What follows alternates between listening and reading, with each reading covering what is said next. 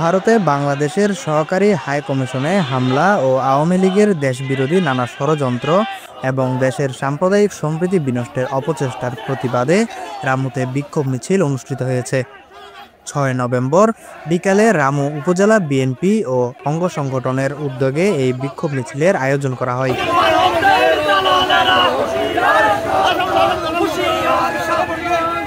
মিছিলটি মধ্যম মেরংলোয়া এলাকা থেকে বের হয়ে উপজেলা পরিষদের সামনে প্রধান সড়ক প্রদক্ষিণ করে পুনরায় চৌমুহনী চত্বরে এসে শেষ হয়। এই সময় পথসভাও অনুষ্ঠিত হয়। উপজেলা যুবদলের সিনিয়র যুগ্ম আহ্বায়ক এইচ.এম. মাসুদের সঞ্চালনায় পথসভায় বক্তব্য রাখেন রামু উপজেলা বিএনপির সাধারণ সম্পাদক আবুল বশর বাবু। সভানেত্রী খুনি হাসিনা বাংলাদেশ থেকে বিতাড়িত হয়ে পাশের দেশ ইন্ডিয়াতে লুকিয়ে গেছে, পালিয়ে গেছে। কিন্তু তিনি লুকিয়ে যাওয়ার পরও বাংলাদেশের যে ছাত্র ভাইরা জীবন দিয়ে তারা রক্ত দিয়ে দেশ স্বাধীন করেছে দ্বিতীয়বারের মতো।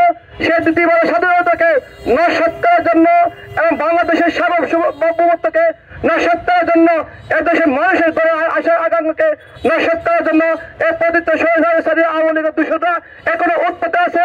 এই শেখ হাসিনা সহ তার সমস্ত দূষণদের বিচার ইনশাআল্লাহ বাংলাদেশে মানিত হবে।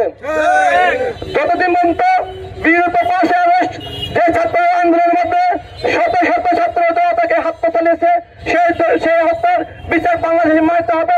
শেখ হাসিনাকে বাংলাদেশে পেয়ে তার বিচার করে তার ফাঁসি দাবি করছি আমরা। এছাড়াও আরও বক্তব্য রাখেন উপজেলা বিএনপির সিনিয়র সহসভাপতি ফুরকান আহমদ, যুবদলের আহ্বায়ক জহির আলম, উপজেলা বিএনপির সাংগঠনিক সম্পাদক ফয়সাল কাদের, উপজেলা ছাত্র দলের আহ্বায়ক সানাউল্লাহ সেলিম, স্বেচ্ছাসেবক দলের আহ্বায়ক শাহজাহান লুতু, উপজেলা শ্রমিক দলের সভাপতি জাহেদুল হক, কৃষক দলের সভাপতি হালিমুর রহমান নিয়াজি, তাঁতি দলের সভাপতি এনামুল হক। বিক্ষোভ মিছিলে 11 ইউনিয়ন থেকে আসা বিএনপির ও অঙ্গ সংগঠনের নেতৃবৃন্দরা উপস্থিত ছিলেন। News desk, CCN.